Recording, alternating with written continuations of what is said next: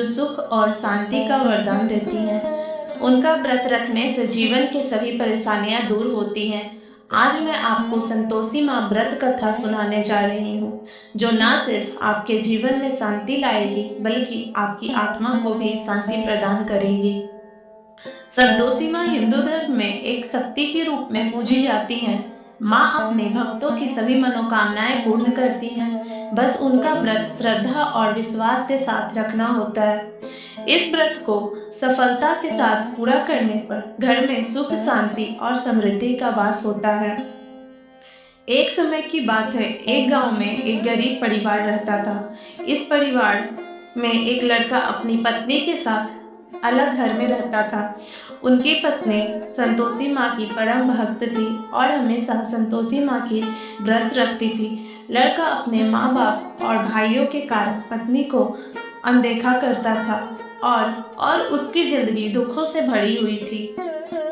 एक दिन उसकी पत्नी ने संतोषी माँ से प्रार्थना की, हे माँ संतोषी, मुझे आपका आशीर्वाद प्राप्त हो ताकि मेरे दुख दूर हो जाए और मेरे पति का प्रेम मुझे मिले।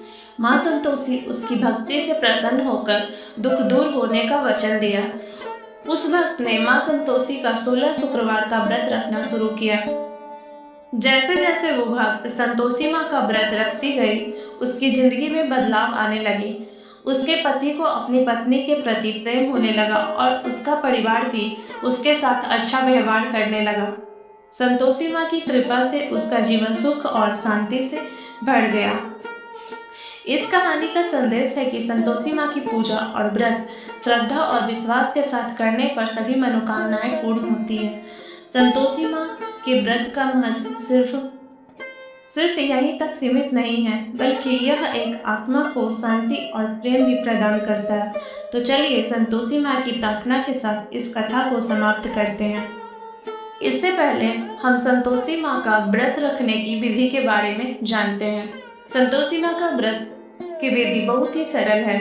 सुबह स्नान करके संतोषी माँ की पूजा करें, गुड़ और चने का भोग लगाएं, संतोषी माँ की कथा श्रद्धा के साथ सुने, क्रोध और जलन से दूर रहें, दिन भर निराहार या फलाहार रहें, खट्टे चीजों से दूर रहें।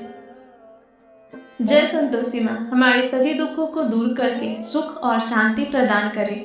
हमारे श्रद्धा और विश्वास के पाठ पर चलें और अपना आशीर्वाद बनाए रखें। अगर वीडियो अच्छी लगी हो तो लाइक और चैनल को सब्सक्राइब करना ना भूलें। धन्यवाद।